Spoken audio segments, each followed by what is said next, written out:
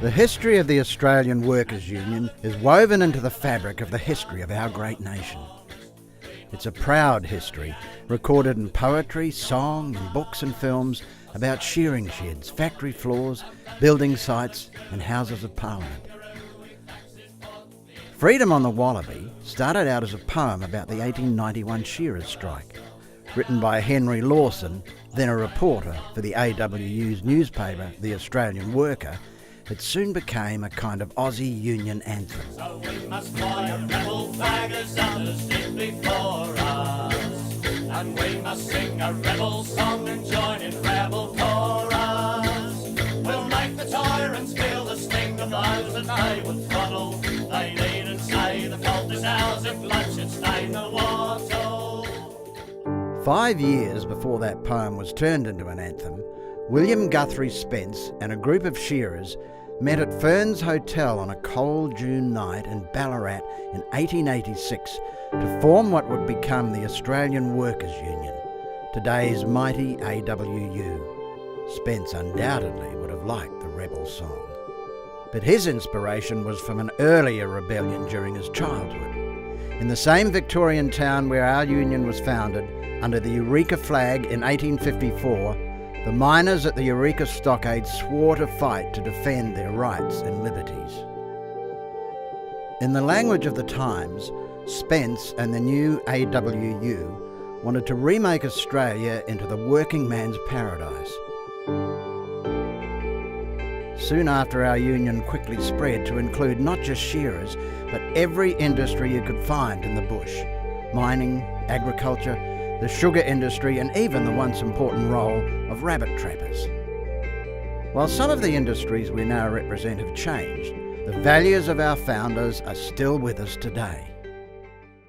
Being a rep for the AWU that has been fighting for our rights for the last 125 years, I want to make sure that I fight for the rights of our children, our children's children, to make sure that we don't lose the rights that our fathers have fought so hard for.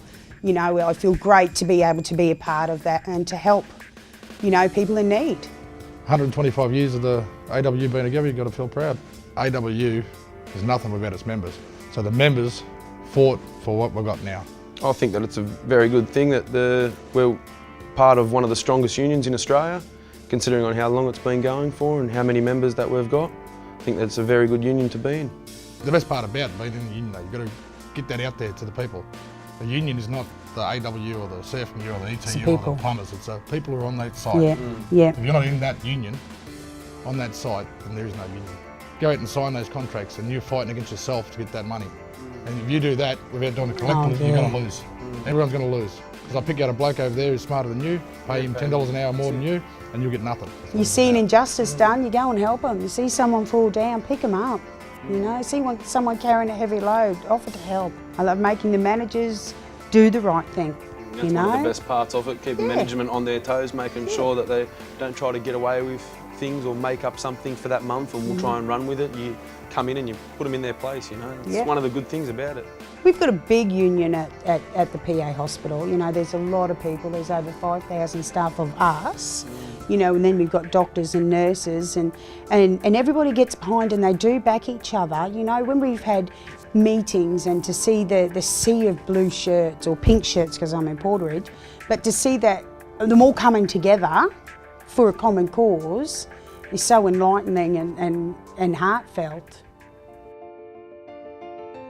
The 1891 shearers' strike in Barcaldine was an important watershed in the history of Australia. The soldiers and police brought in to end the strike, and the jailing of the strike leaders created an almost civil war environment. Under what became known as the Tree of Knowledge in Barcaldine, the Australian Workers' Union members decided that they needed to have their voices heard in Parliament. They decided that a workers' party was needed to change laws which jailed union leaders and allowed soldiers and police to be turned on Australian citizens. If you visit Barcaldine today, under the Tree of Knowledge, you can read the plaque commemorating this event. Honour the men and women whose courage and dedication to the principles of the union movement played a leading role in the formation of the Australian Labor Party and spearheaded the many reforms which were to result in a vastly improved way of life for Australians. We're proud of our role in creating the Australian Labor Party. We believe it's important to have the voices of the working men and women of this nation heard loud and clear in Parliament. The very first national Labor government to be voted into power anywhere in the world was led by an AWU member, Prime Minister John Christian Watson. Watson's Labor government created an Industrial Relations Court in 1904, which gave us legally enforceable wage rates known as awards. The very first award was created for the members of the Australian Workers' Union working in the bush. In 1904, the AWU was the largest, wealthiest and most influential union in Australia, with 30,000 members. One of the rockiest times in the relationship with the ALP was during the First World War. The AWU's members helped to create the Anzac tradition.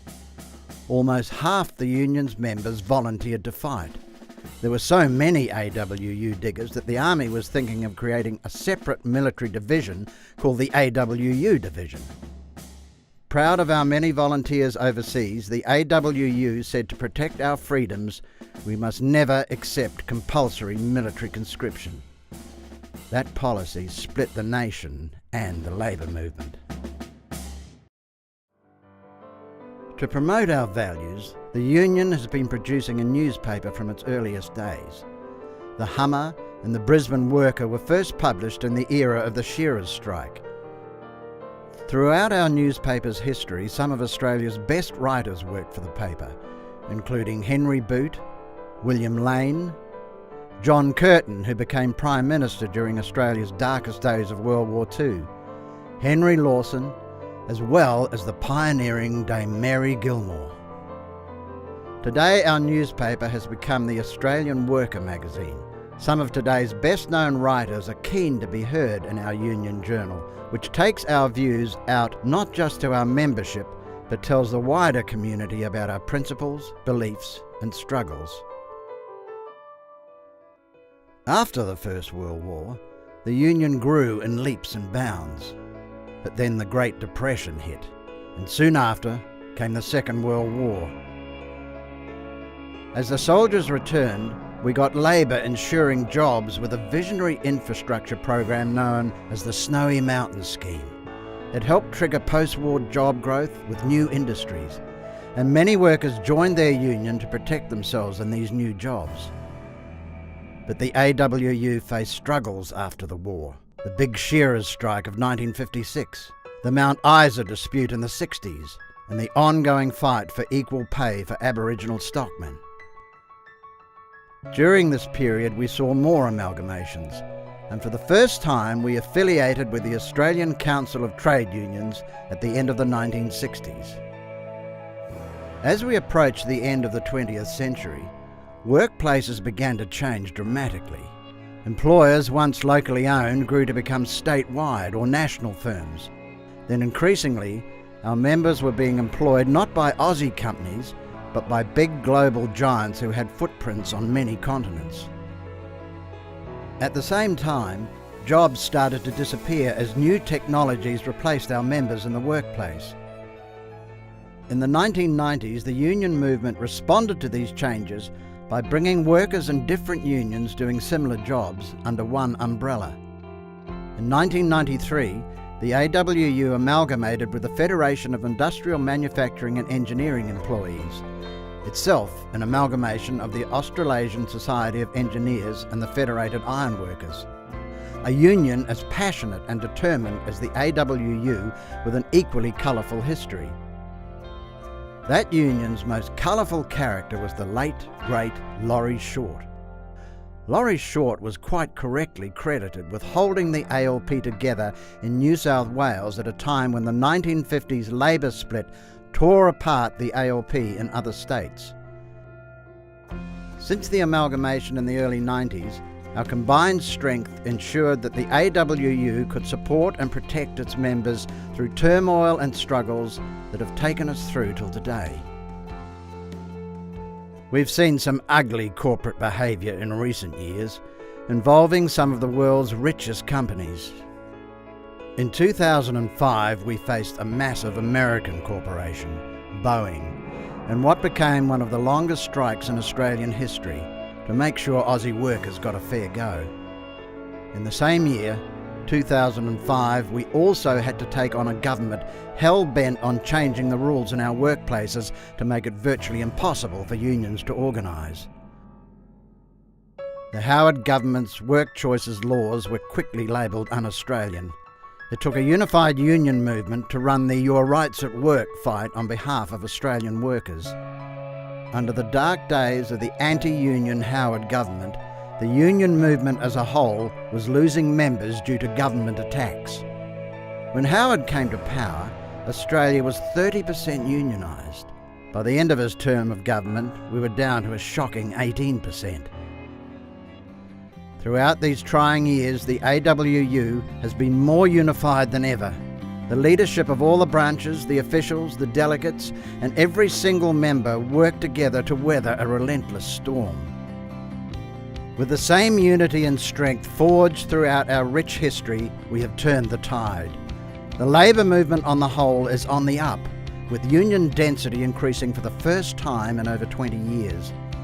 Not only have we helped overturn work choices and return labour and the working man to power, but now, as we celebrate our 125th anniversary, we have become the fastest growing union in the country. 125 years is an amazing achievement for our organisation. We are older than the nation. We know the role that we have played for that 125 years in making our society, making our nation the envy of the world and the great country it is to live and work in today. But our mission is not yet complete. When our founders, William Guthrie Spence and David Temple, met on that cold June night in Ferns Hotel in Ballarat, they knew the institution that they were creating then would continue for hundreds of years to come as a fighting organisation, constantly striving for new gains for working people and to make Australia the home of the fair go. We've got much to do, but we've got much to be proud of, and we should be enormously proud that we are the current custodians of this tremendous organisation. As our National President Bill Ludwig always says, we're all just passing through. But as we pass through, we must continue to live up to the standard that was set by the generations that came before us. That is making sure that we leave our workplaces, we leave our union stronger than it was when we inherited it. I am confident with our delegates, with our officials, with our branches, we will do that.